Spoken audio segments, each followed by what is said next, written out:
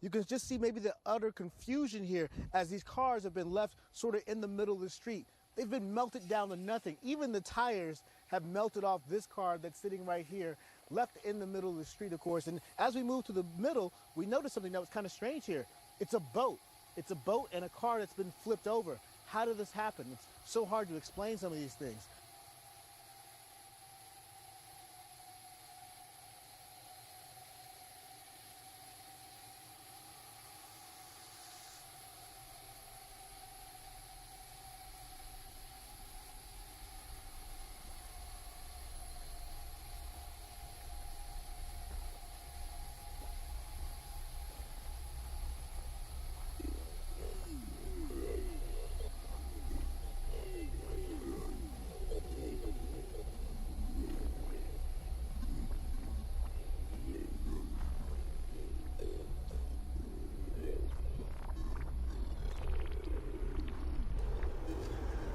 Hi guys, I am just doing a video about this video by Mental Boost on YouTube because I want to ask you guys your opinion and what do you think. This video is 13 minutes and 28 seconds long. I will leave a link down below and I just ask that you guys watch it and tell me what you think, because I just don't know how some of this that's being videotaped is how you can explain it. Now, right there is the undercarriage of a car. And I will play this a little further. What you're looking at is this hole is for the sending unit of the gas tank, which would be accessible from beneath the rear seat of the car.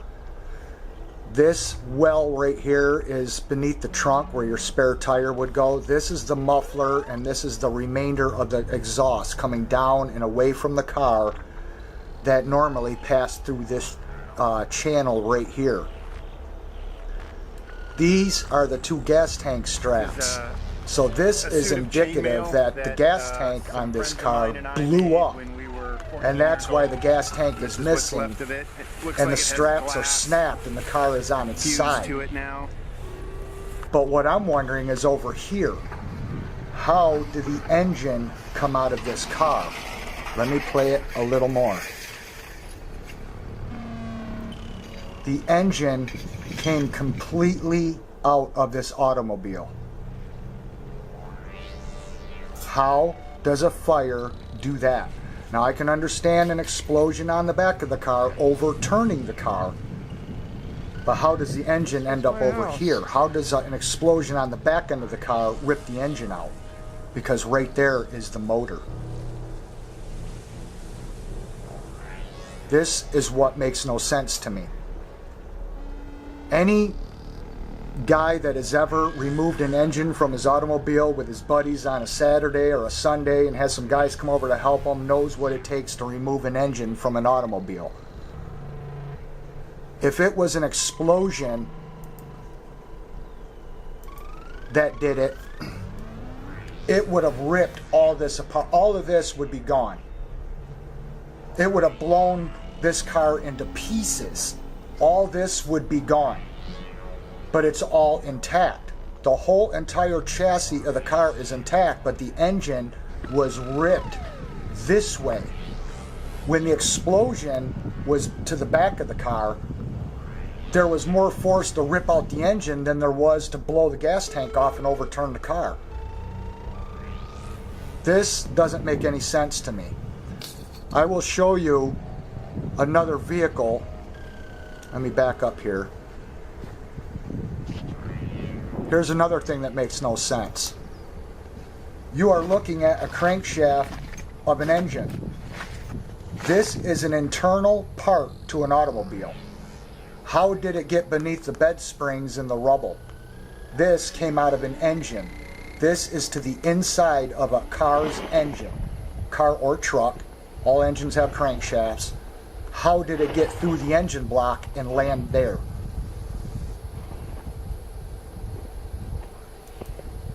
Here is a car that is overturned. There is the gas tank. The straps, both straps broke because the gas tank swelled up like it was getting ready to blow up because of the intense heat, but it did not rupture and it did not blow up because there's the gas tank intact and the car is overturned. Sam's car. What overturned this car? Hallway. Because its gas tank is completely intact.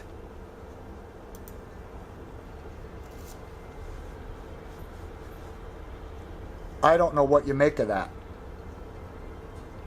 It literally looks like a bomb went off. And in this video, even the news person reporting on the story is trying to, even mentions in this video, he doesn't understand how any of this happened. This is a boat that's upside down, an aluminum boat, but nowhere in this video is the trailer to this boat found. Where did this boat come from? It's upside down, and all the vehicles in this video are upside down.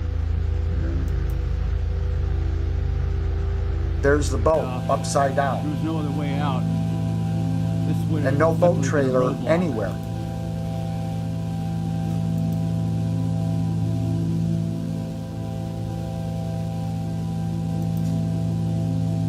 Now right here, that's a car. In the driveway is an engine.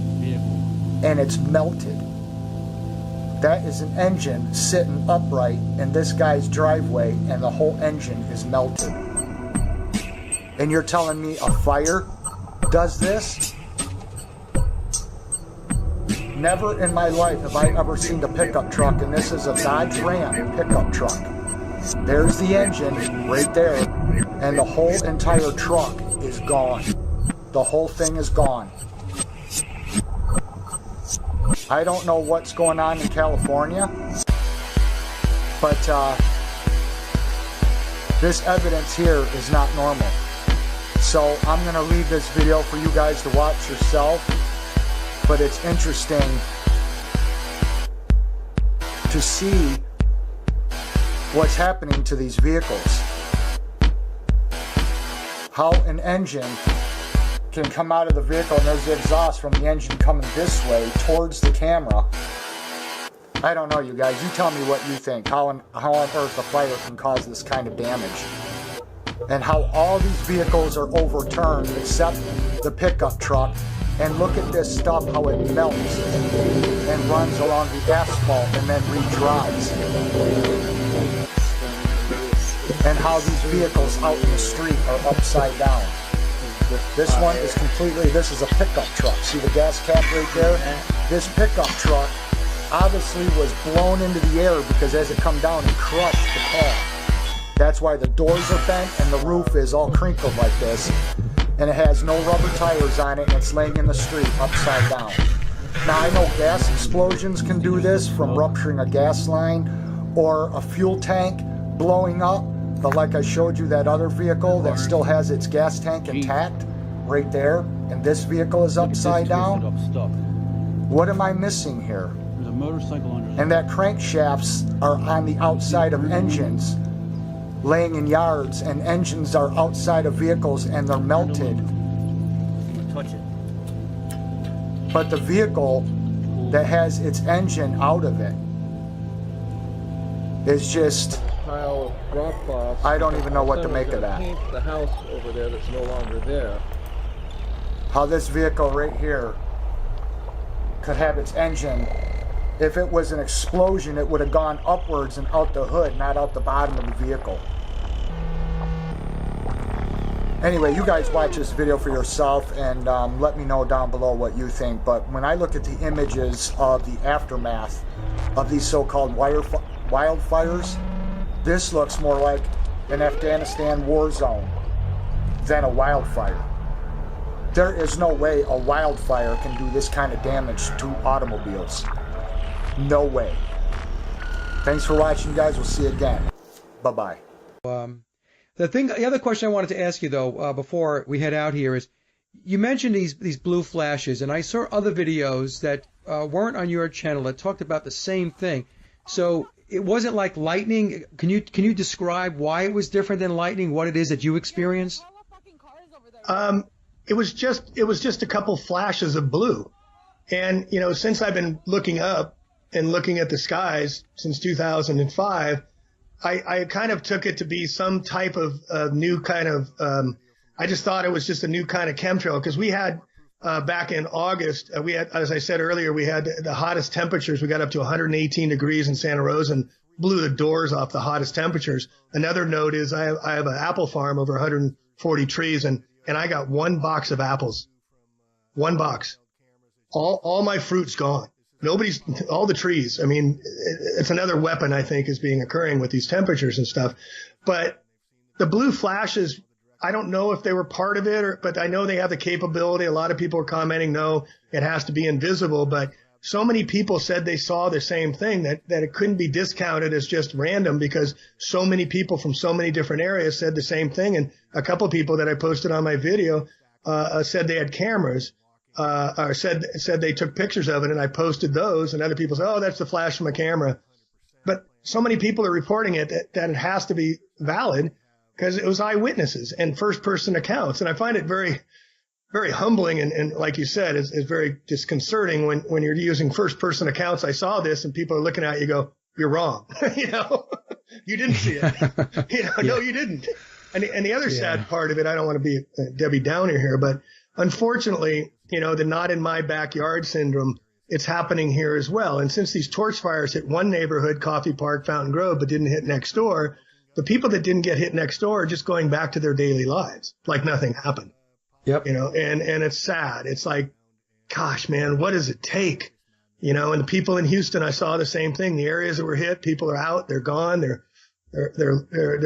refugees. I mean, this is a new term. It's called climate refugees, and it's happening in the United States. And there's thousands and thousands of them. And this is part of the Agenda 21 and stack 'em and pack 'em and getting everybody in the cities, is to create this refugee status and then start providing these 250 square foot homes. And interestingly, they passed the stack 'em and pack 'em laws on the same day in New York City and in San Francisco. So I've been collecting comments from people, from readers, putting in what they saw in the area and documenting it, and we'll be presenting this to the fire departments and appropriate agencies. But let me just show you this list, and I just highlighted the word blue, and you can see all the blue flashes, blue laser light, really bright blue, as you'll see in a minute from this Take a Walk. He actually filmed the flashes, and we have other people doing the same. But here, blue flashes, blue lasers, nothing I've ever seen before. And it goes down. And in Potter Valley, I saw blue streaks like flares. I live in Santa Rosa, west of 3rd, and I saw blue light. I live in Santa Rosa, Indian Valley. I saw blue lightning. And it continues on. I have pages and pages of this, folks. And Sue Nami says, sacrifice all right. My cousin in Miami saw the blue lights coming down from the sky as well, right in the thick of it. I was speaking with her when she saw them. Firefighters say that when you explained about the aluminum from chemtrails. So this was posted the day after the fire, supercharged by powerful winds, whipped through Napa, Sonoma, and Mendocino, killing at least 10 people. Starting in the middle of the night, hopscotched across neighborhoods, raced across fields, jumped freeways, gusts up to 70 miles an hour, walls of flames nearly 100 feet high, throwing embers ahead like hot fingers into strip malls and subdivisions. Many people who fled the surge had enough time to grab car keys, perhaps a pet, and not much more. All right, here's a chart from the San Francisco Chronicle of the wind, and you can see that there was no wind. I was here this day in the Santa Rosa area. We got evacuated twice, and all of a sudden about 10 o'clock the wind started swirling, but before that, in my comments, there was no wind. The storm came out of nowhere, and then all of a sudden it gusts up to 80 miles an hour, and then within 2-3 hours it was completely back to normal again. Nothing normal.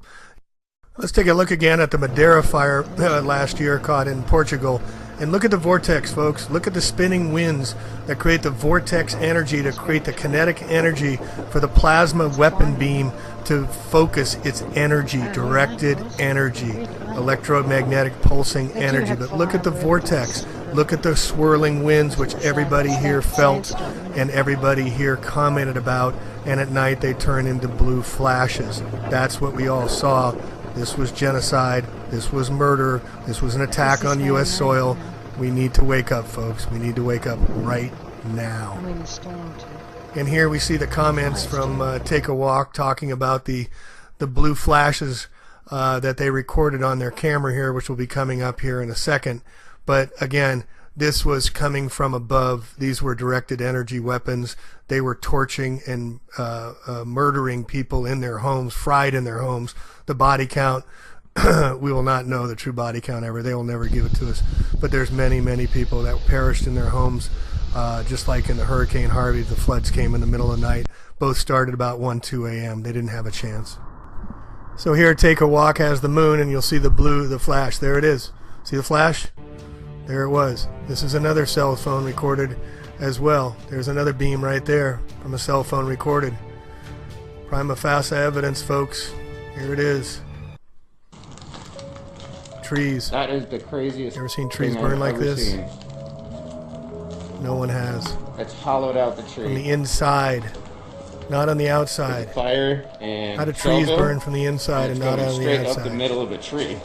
It had to be directed energy weapons, folks. They torched the place with thousands and thousands of degrees, targeted certain areas, certain people, certain homes, certain businesses. Agenda 21, weather war terrorism.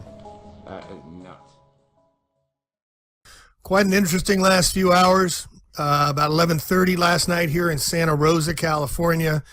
Out of nowhere, wind started circulating. I went outside as I heard my chime starting to go off, and I thought that was odd. There's winds, and all of a sudden, blue sparks came out of the sky. No lightning, just blue sparks. And at 1 o'clock in the morning, 60 fires, Napa, Sonoma, Santa Rosa, just hit everywhere. And these firefighters are saying to a person they've never seen a fire like this. They've never seen it move this quickly. It came out of nowhere. There was no storm fronts. There was no lightning. This was completely geoengineered. The movie Geostorm is coming out in 2 weeks. Folks, there was no wind before this happened. There was no storm before this happened. I can't make that any clearer.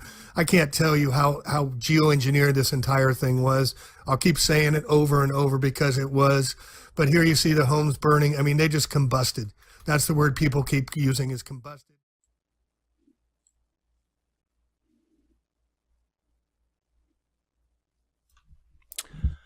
All right, so let's blow the skirts over your guys' heads by showing you how this works. This is part of the Agenda 21. I highly recommend a book by Rosa Corey, who lives here in the area of Santa Rosa, wrote a book called Behind the Green Mask about Agenda 21. She chronicled the Santa Rosa area, and look what gets targeted: Santa Rosa, Sonoma, Napa. All right, so here's the areas of evacuation on Monday. This is where the fires first started. Big one in Santa Rosa, Napa, Sonoma. This is when it first broke out. All right, now check this out. Now here's the evacuation area from Santa Rosa. Now notice the streets: Fountain Grove, Chanate, Montecito. Notice where these were evacuations on the initial thrust. Now I want to bring your attention over to this document here. And this is a document that was sent by a lady named Kathleen. It's the City of Santa Rosa Department of Planning and Economic Development Citywide Summary Pending Development, June 2017. And if you go back and forth between these two, you will notice these streets are the exact same. Here's Chanate, here's Pacific, Mendocino Avenue, here's Highway 12. Isn't it interesting that the exact areas that they're evacuating are the exact areas that are zoned for Agenda 21 development? You cannot make this stuff up. So here's the evacuation area over here, Santa Rosa evacuation area. Here's the identical map of where they want to rezone everything. And if we scroll down, here's all the properties, and you see conditional use, design review major, design review major. And here we go again. Here's the same roads: Piner, Guerneville, West College Avenue. And this is the pending development on the other side of the freeway. Same exact stuff: College, Pacific, Fulton. Right where they want to redesign everything with design reviews. Oh, how conveniently a middle of the night, out of nowhere fire with 2,000 degrees plus temperature Fahrenheit. Look at this map. This is on the east side. This is Hone Avenue, Yalupa. Again, it's just a coincidence, folks. Coincidence theory. This is the area, Yalupa down in here, part of the evacuation area. How convenient that the redevelopment area coincides perfectly with the Santa Rosa development plan, Sebastopol Road, Stony Point Road, all in the evacuation sites. You cannot make this stuff up. This was planned, organized well in advance. Geoterrorism, folks. And now we got the movie coming out about the firestorm coming out the same day as Geostorm. So having that been said, again, this is around now August of 2011. PG&E has since come under fire on many issues, and certainly the fact that they've been in collusion with the California Public Utility Commission. So what happened in order to create the illusion that the California Public Utility Commission actually regulated the utilities, which they don't. It's all Rothschild. They slapped PG&E on the hand and required a document release. Well, there was a large document release, as I recall, about 7 or so months ago, and different members in this group, this EMF Safety Network group that I'm a part of, were going through these documents that were released by PG&E. And I'm going to read to the audience a document release, and it is extremely disturbing with that background in mind of what I said about everything starting here, literally in Sebastopol, California. Again, wonder why they picked Sebastopol. That was, again, ground zero for the anti-smart meter movement. That was really day one of the... Okay, but that's a good thing. Now, are they coming back and trying to punish Sebastopol? Well, I'm going to read these emails, and you and the listeners can make out of this what you would like. And here we go. First, I'm going to just say that these emails were dated in August of 2011. There are only two emails. One is from the California Public Utility Commission going to PG&E, Pacific Gas and Electric. And again, you can type in PG&E followed by Rothschild, and you will see that PG&E is Rothschild. It's hard to believe. It's amazing. They're just in everything. Yes, they are. So here's what's important to understand about these emails. First of all, there were a total of 6 people involved in the email. Not just the 2 people that were communicating back and forth, but the 4 people that were copied in the email exchange. And the people that were copied, here's an idea of who these people were. First of all, the subject of the email exchange was space weather risks. And the executive director of the CPUC was copied, the vice president of regulatory affairs, the CPUC attorney, and the interim director at the CPUC. And then, of course, the 2 people that corresponded directly and copied those 4 people. Here's the first email, again dated August 2011. This is from the CPUC to PG&E. I assume you're assembling a high-level task force of washed-up and never were, yet somehow movie star handsome, former astronaut, to handle PG&E's response to the upcoming damaging space weather. Also, please dribble out one at a time over the next few months all internal memos, lawsuits, PowerPoint presentations, and officer cover-up directives in which PG&E is repeatedly warned about damaging space weather and chooses to do nothing, then has its lawyers blame its customers, a.k.a. Earthlings, for an adverse consequences resulting. Now, keep in mind, PG&E is involved in weather modification. In fact, I was personally on the 16th floor of the PG&E buildings in San Francisco, where they monitor the weather, and they have pulled permits to inject cloud seeding and, of course, more here in Northern California. Here's the second email now in response to that email I just wrote that was from the CPUC PG&E. Now, this is only within about 10 minutes. Can you talk a bit louder, Deborah? I think we're getting a little low. There we go. Now we're there. Yeah, this is only about a 10-minute delay before there's an answer back from the CPUC email from PG&E. This is now from PG&E. Just a reminder, we are the first to propose a solar generator in space that will beam RF waves down to a receptor site and convert it to DC current. We have changed our receptor site from the Mojave Desert to Sebastopol, California. Now, this is a very alarming. I sent this email exchange to some higher-ups, and I received some responses to this email and what they believe is meant. And this is the first comment response to this email exchange. I consulted with a top expert, a man who was a high official in an American electronics company with a classified job and deep knowledge about these matters. I have been able to come up with the following.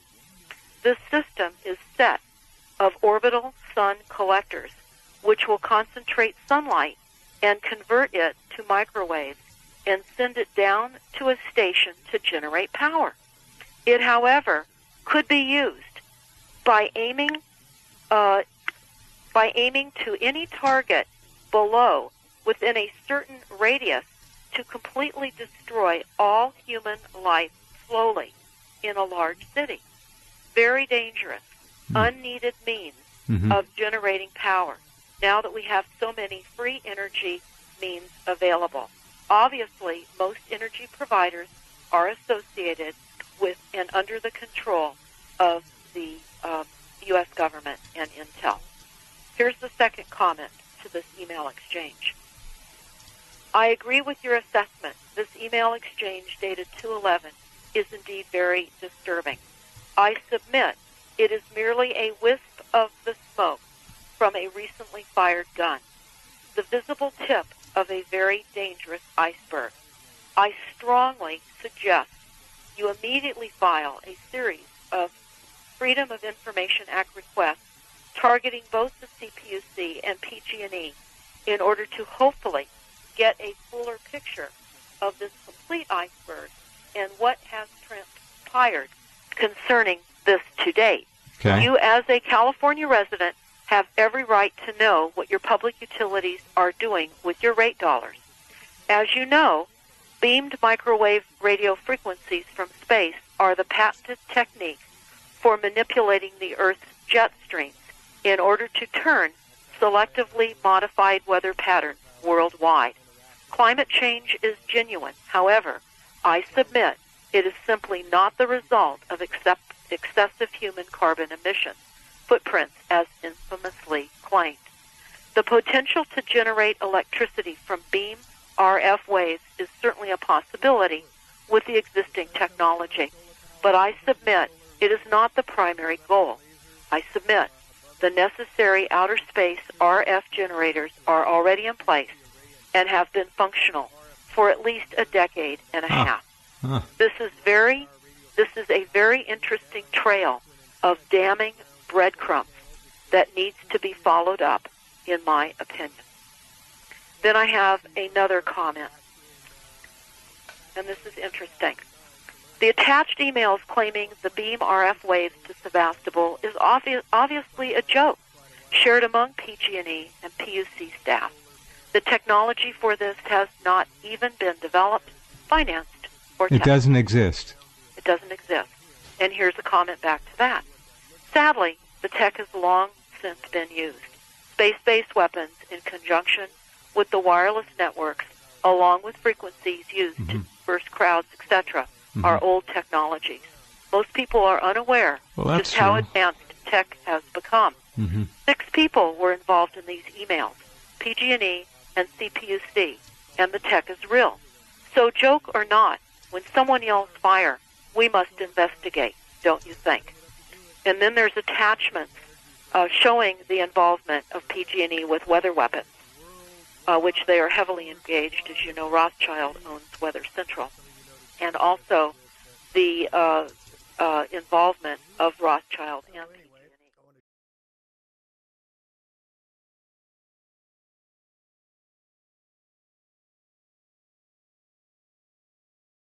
Sequest had been down in Nicaragua, and he was on a black ops team for the CIA. They were all trained operators, and they came onto a village out in the jungle, and they saw a big burn mark in the canopy up on top. It looked like a zigzag burn gray ashen mark, and they got in this little village. He said there's about 150, 175 people. Everybody was dead. All the kids, all the old men, people sitting at the fire with cooking pots, everybody dead. No marks, no bullet holes, no smells, nothing. But the animals were all still alive. The goats, the pigs, the chickens, the monkeys, the birds, everything alive. Only the people dead. So they immediately put on their NBC suits and figured the Russians were spraying that blue rain like they use in Afghanistan. It's some kind of neurotoxin like the sarin and tabin, you know, the trimethyl ethylthiocholine groups, you know, the nerve agents. And so they put on all their mop gear, and they collapsed back the perimeter, and they had an encrypted sat link, and they called a CI station chief. And it got nightfall, and they said they were sitting there, and they kept seeing these beams, these lights coming down from the sky. And they saw several of them. It was like big spotlights or laser beams, and they didn't know what it was.